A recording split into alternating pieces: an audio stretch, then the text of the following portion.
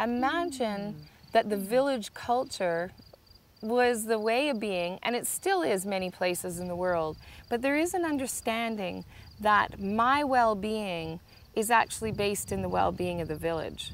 Yes. So if I bring in a resource, I bring it in for the village, and from that I'll probably get fed. But I don't come home and bring home the bacon and go fry it up in my own home frying pan. And then if I'm fed, I can go over and help volunteer in the kitchen to see if we can feed everyone else. I bring what's possible into the common good, and from that we'll all benefit. This is Peak Moment. We are living at a peak of human innovation, information, wealth, and health. But we're also at a peak of population and consumption, with rising temperatures and declining resources fueled by cheap oil and gas. Peak Moment Television, bringing you examples of positive responses to energy decline and climate change through local community action. Hi, welcome to Peak Moment. I'm Janaea Donaldson. When I taped a conversation with Brandy Gallagher in 2006 at our Ecovillage, Brandy said, "We're creating the impossible." And I'm here to tell you they have, and they're not stopping. Brandy, thanks for joining me. 4 years later, we were astounded at the changes. I mean, the sanctuary was there, it was begun. I mean, the building was, but now, I mean, your gardens are bigger, there's an artist studio, you're in the middle of building a huge classroom, actually. And up here behind us, well, tell us what all is happening. This is a great story. It really is. Before we talked about creating the seemingly impossible, and it's made manifest all over. Not just here, not within the container of the 25-acre sustainable village demonstration site and education center, but the ripple goes out further than we can imagine. So what has happened since you were here last? I don't know if we have long enough to even go there, but give us the highlights. Absolutely. What has made itself into possibility is the creation of common space that's held within food production principles. So edible landscaping is everywhere now on this demonstration site. Common space for people to gather. We have the Zero Mile Meal Bistro operating now. I must say we had lunch at the Zero Mile Bistro and it was perfecto. Most people talk about the 100-mile diet, so we're now down to the 0-mile diet and how to really produce in our backyards. And funnily enough, we're not just talking about food, we're talking about growing amazing people. We're talking about creating amazing space, including buildings, including energy systems, everything that's attached to our lifestyle. And that's the seeming impossible task. To make the shift, to change our value system, to redefine what we find as value and importance is a big leap for a lot of North American folk. Now what you see is there's people coming here from all over the world. So behind us we have people from Ireland and Italy and Chile. And this summer has been very diverse with cultures and ways of seeing the world, but united in the notion that people really want to create a transformational shift. What has brought these people to come here to be with you this summer? 7,700 people came through in the last 12 months in our taking stock. And it's only growing to be more. We're doing another festival now coming up next weekend. So we have very large events, we have small workshops, we have full-out internships for a couple of weeks up to a year. A lot of times now we employ our interns who come back after doing introductory programs. So it's just building the capacity of the work that's being done more and more and more. And that even can ripple out to other places. But people come for a reason, and you're right. There is something that's being valued in the world that is unlike what we've seen before. People are doing natural building, they're doing gardening, whatever, permaculture courses. You know more than I know those for sure. How can you get this to happen? That's a lot of people, a lot to organize, a lot of money has to. Tell me about how are you making the impossible happen? This is good timing because one of the finance companies that works with here that carried the mortgage originally came to us and said when they had just done a grant program that we had handed in our financials incorrectly. And I said, really? How could that be? And she said, your financials, it's impossible. It is impossible.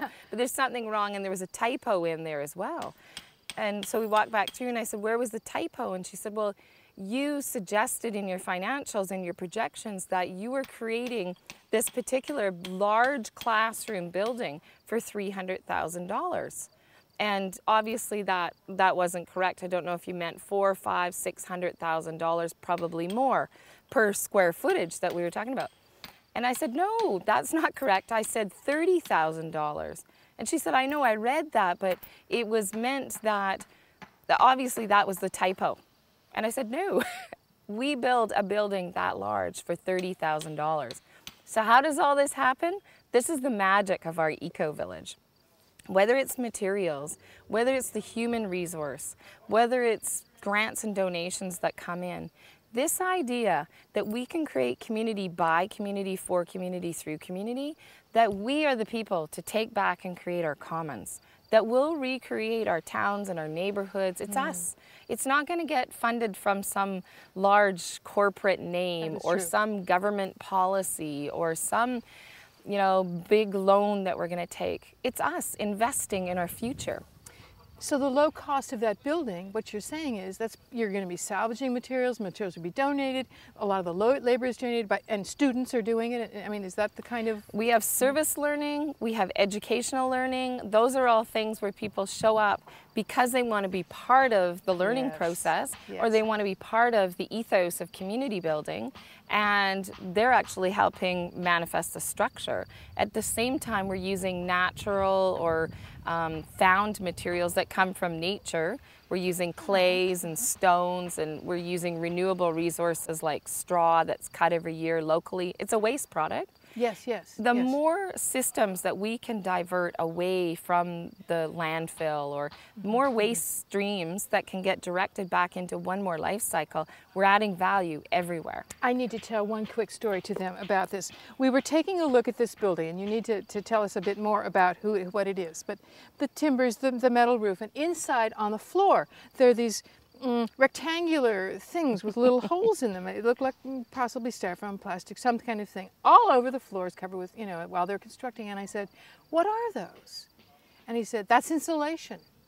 And he said, what they started out was from a nursery where they put the seedlings, and it was to be thrown away.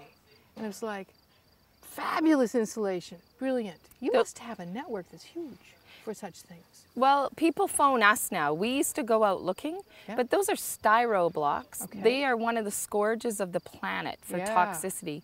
If they're put in any kind of situation where they're going to break down, if they're going to be burned or put in a landfill where they're going to break down quickly, they are one of the most toxic things to deal with. So when our engineer told us on the climate change demonstration building, that's the building we started many years ago. It's the first building in Canada to be monitored for 10 years by the regulatory authorities, and it's helped open up the way for so many other new possibilities within the building realm for sure, but within community building. In the midst of that building, the engineer said, you're going to have to put rigid styrofoam insulation on the roof.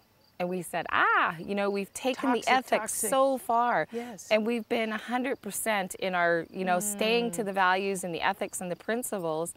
And we couldn't agree to that last piece. So we actually put the building on hold, and we stopped it because we couldn't go there. There was too much work already into it. And then we had a student doing a practicum over at this forestry nursery, and if you started to get a bit distracted in the conversation and let your mind wander, you would notice these mountains with all this rigid styrofoam, and lo and behold, they're 6 inches deep of rigid styrofoam, which is what so you've got to become creative. Yes. You have to actually develop the lens to see everything in our world as a resource. Not to be consumed. We've already been on that plan. Yes, not to be dominant culture species, human beings that consume and take, but to notice all these waste streams of what we've left behind and not be dumping them. This is the time of there is no way. We're not throwing it away. We're not going to hide it away. We can't burn it away. We can't even shoot it to space and try and get rid of it away. We've got chunk of plenty there. And so how can we creatively become these amazing engineers and maybe try and follow Mother Nature's most incredible plan already and put systems back together and put those waste items back into resources? And that is the philosophy of One United Resource. One United Resource, which is what our Ecovillage stands for. Well, in O.U.R, the acronym One United Resource is really more of a philosophical stance than a place.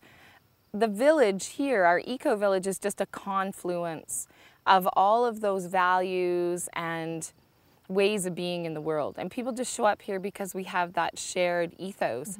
But really, it's not about a place. It's not about the parameters of a 25-acre fence line. It's about a way of being.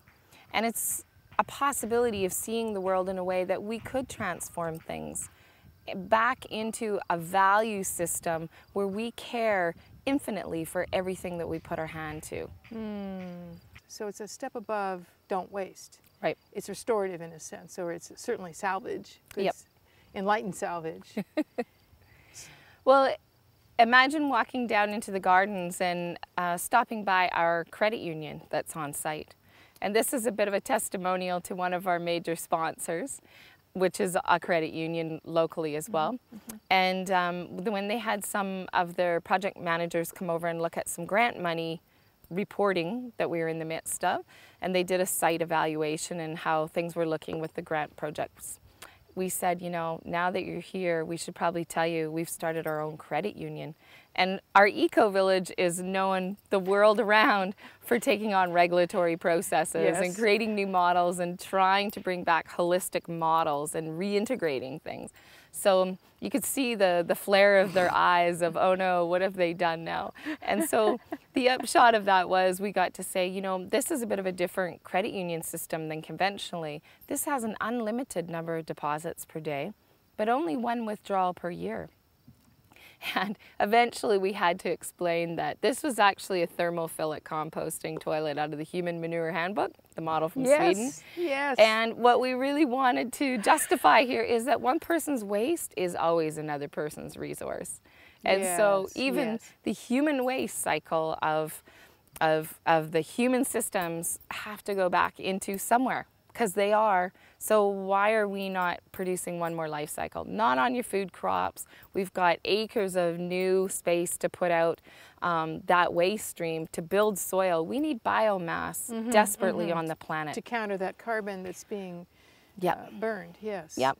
And, you know, other places in the world, this is an amazing resource. So why are we dealing with it in the way that we are in North America? That's many people question that. Here we found somewhere to put it to value. And again, this is really about redefining value. So for quite a long time now, we've been talking about the slow food movement with Carlo Petrini.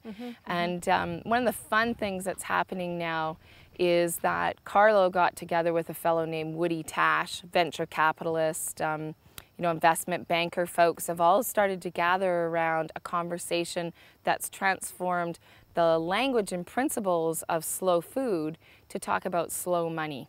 Slow money.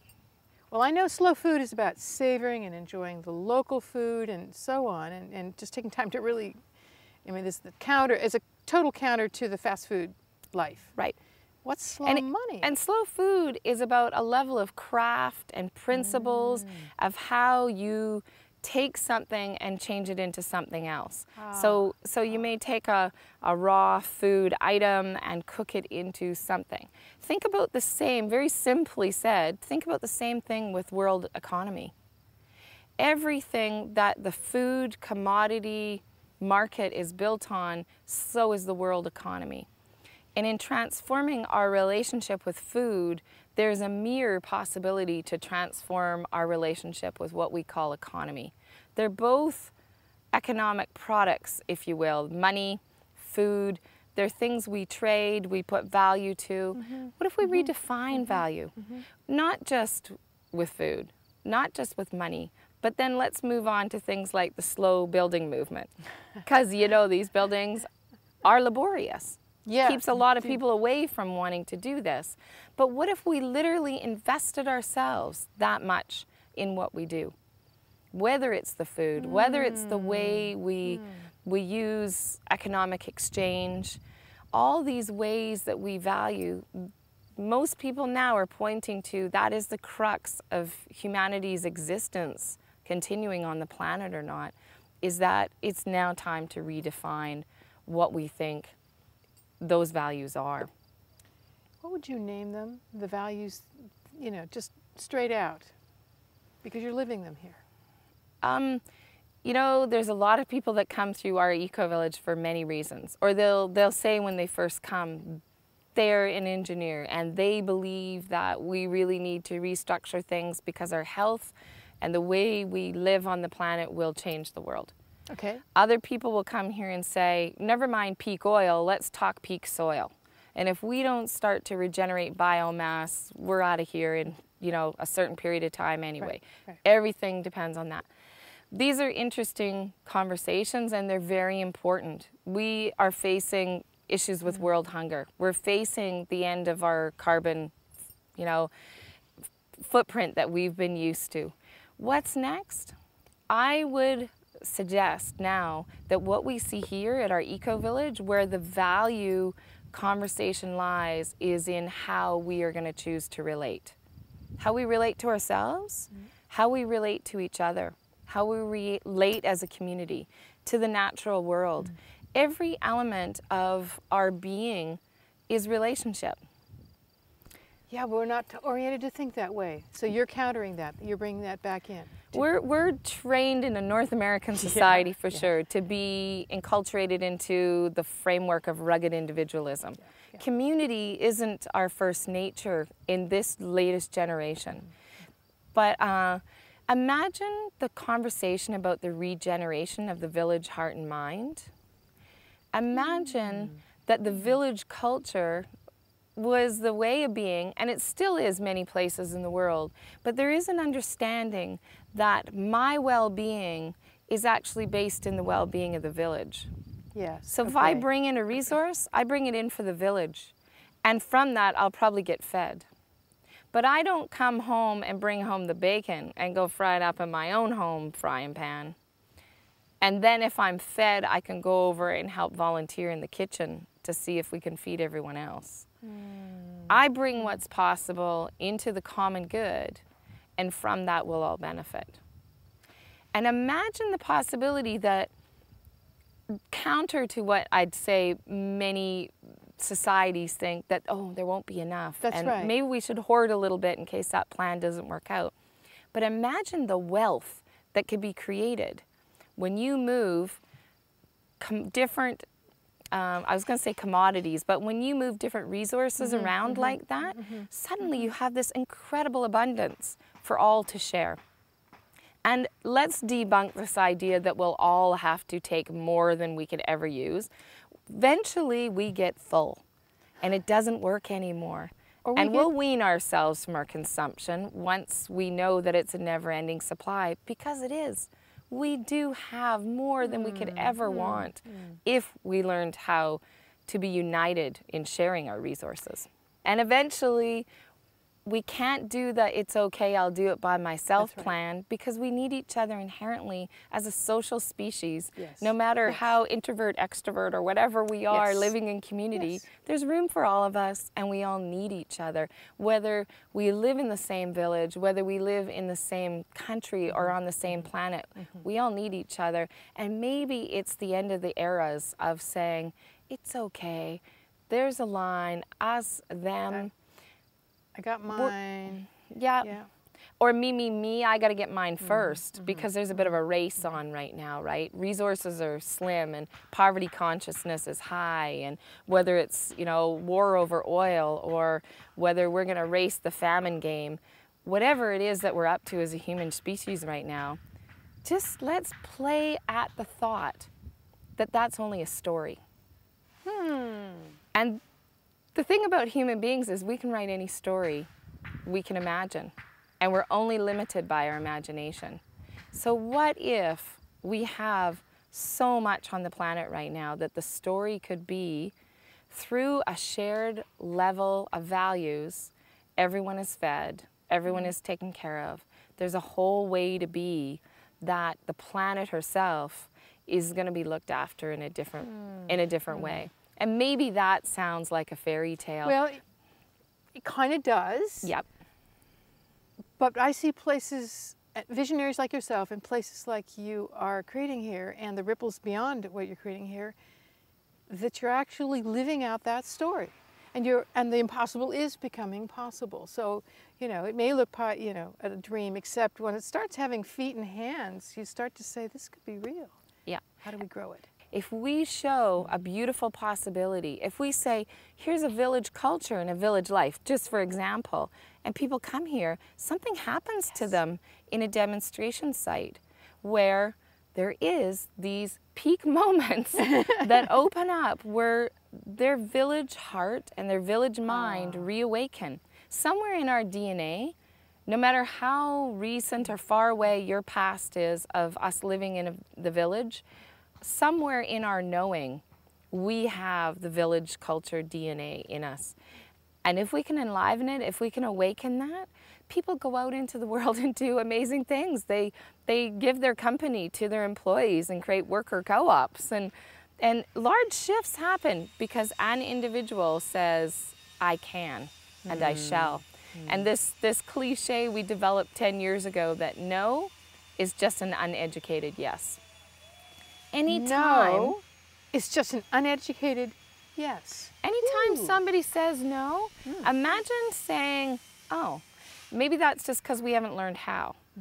In all of our regulatory work, no, I'm sorry, that's not legal. No, I'm sorry, you can't have composting toilets. No, I'm sorry, that's too many activities in land use zoning. We said this cliche. How about if we all become a team with local regulatory authorities and all levels of government and research bodies and academia, and we go out there, because I guarantee you somewhere in the world, anything that's brilliant has been approved. At least an example. Maybe not all the things in one place, and this is the challenge when you get into holistic design and you reconnect all the pieces that have been compartmentalized by our legal and regulatory processes. So somewhere you bring a bylaw, a policy, an old story that shows this is so. So then our margins widen of our perception, of our experience, of our possibility, and we say, oh, well then why not? And suddenly you have regulatory change, suddenly you have personal transformation. Suddenly, what else could be possible? We have about 3 minutes left. You probably have 3 wonderful days worth of sharing that we would drink up into. I want to make sure that we have time for any last things. And if you can't think of anything, I want to see if you talk a little bit more about how slow money could work. Well, one of the really interesting things that happened here at our Ecovillage a number of years ago is that we created first this land use zoning that set a precedent, and it's now people come from all over the world. A group of farmers came from Spain saying, help, we need to save our farmlands in Spain. We understand that you've created this model. We come to research it. That was a big step. It took a life of its own now. It's got its own path.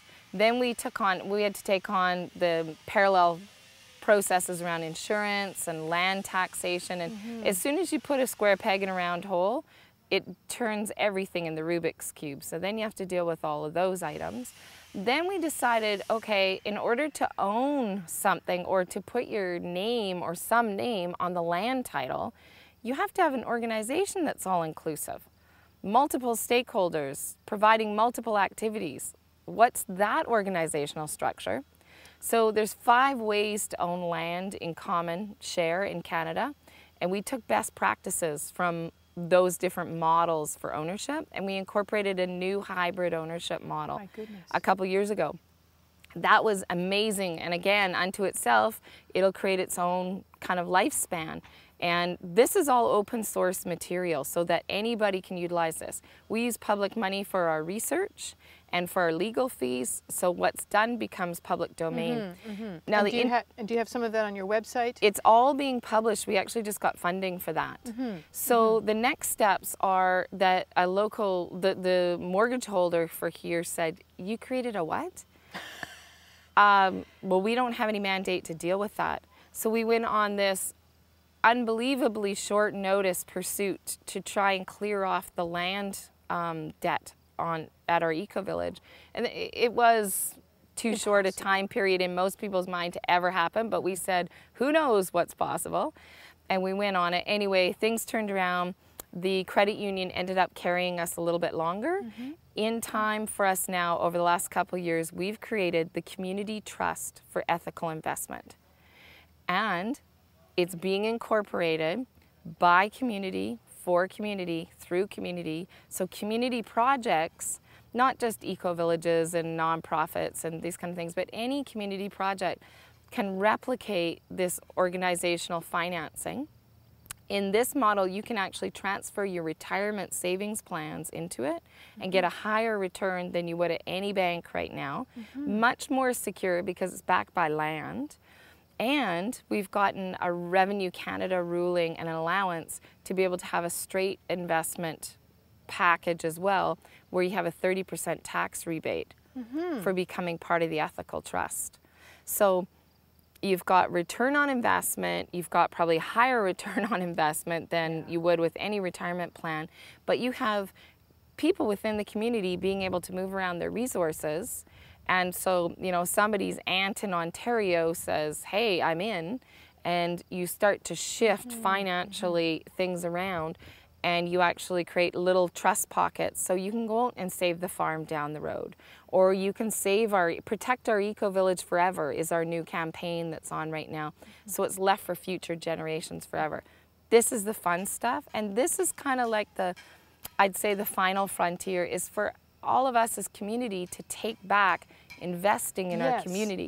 Not as financial advisors, but because it matters so much that what we value and the resources we have, we mutually align so that we can have community by community, for community, through community.